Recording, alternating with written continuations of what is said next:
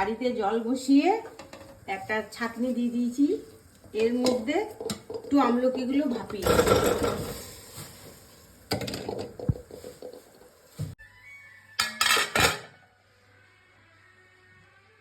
যতক্ষণ এগুলো ঠান্ডা হচ্ছে ততক্ষণ আমি এদিকে মশলা ভেজে নেব, মানে আচারের মশলা এক এক করে ভাজছি, সবটাই তোমাদের সাথে শেয়ার করছি। খুব ইজি ওয়েতে করা হয়, খেতে দুর্দান্ত টেস্ট। প্রথমে দিয়ে দেবো একটু ধনে,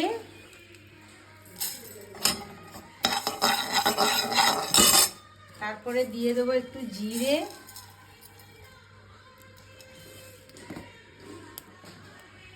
দিয়ে দেবো হচ্ছে এতটা গোলমরিচ,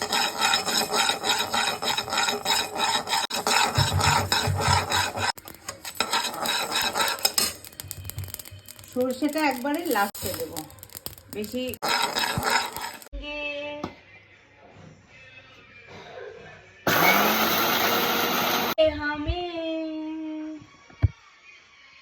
এই যে এইভাবে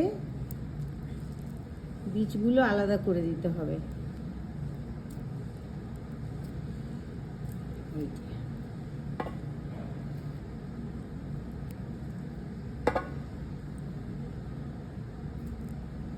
এরকম দাবলেই মানে এত সুন্দর, মানে ভাপেই সেদ্ধ হয়ে গেছে।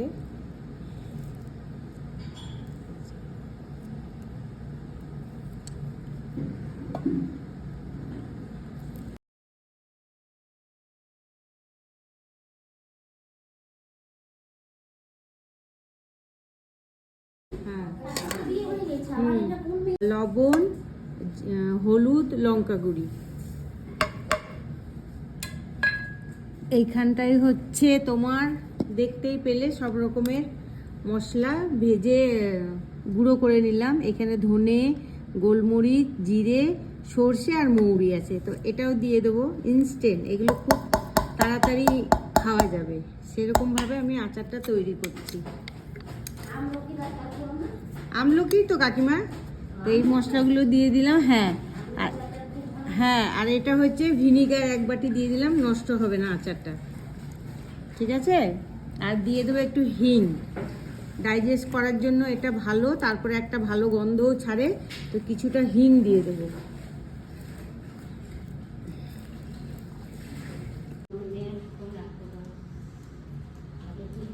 আর এই মশলাগুলোর ওপরে দিয়ে দেবো একদম গরম গরম সর্ষের তেল।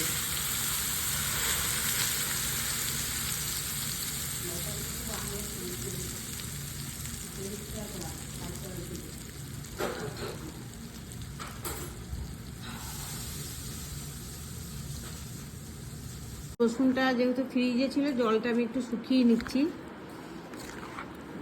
খুব ইয়ামি ইনস্ট্যান্ট তৈরি হয়ে যায়, আর ভিনিগারটা দেওয়ার ফলে অনেক দিন এটা স্টে করবে, মানে নষ্ট হবে না। ইয়ামি ইয়ামি আমলকির আচার ইনস্ট্যান্ট তৈরি। এটা ঠান্ডা হয়ে গেলে বয়মে ভরে 2-4 দিন রোদে দিলেই ব্যাস, খাওয়ার জন্য একদম রেডি। কাঁচা লঙ্কা দিলেও ভালো হতো, বাট ঠিক আছে। দেখুন রসুনটা একটু হালকা গরম করে দিয়ে দেবো। চুপি চুপি ডাকে যদি মিষ্টি দূর কথা, যদি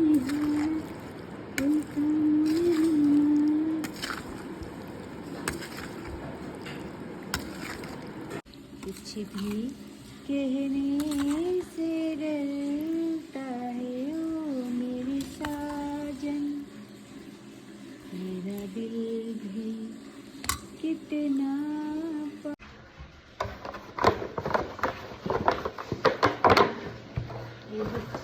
চামচ ঢুকাতে সুবিধা।